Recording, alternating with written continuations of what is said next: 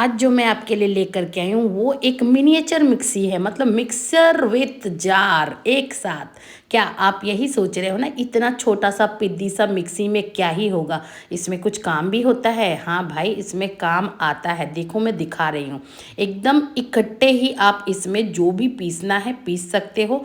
मैं यहाँ पे करके दिखा रही हूँ। बड़ा मस्त सा चटनी बनता है। जिनको आसकत लगता है खलबट्टा चलाने में, वो ये मिक्सी ले सकते हैं। सिर्फ वीडियो देखने से नहीं, कमेंट मांगने से। कमेंट में जाके लिंक मांग लीजिए और फॉलो ज़रूर करके जाइए।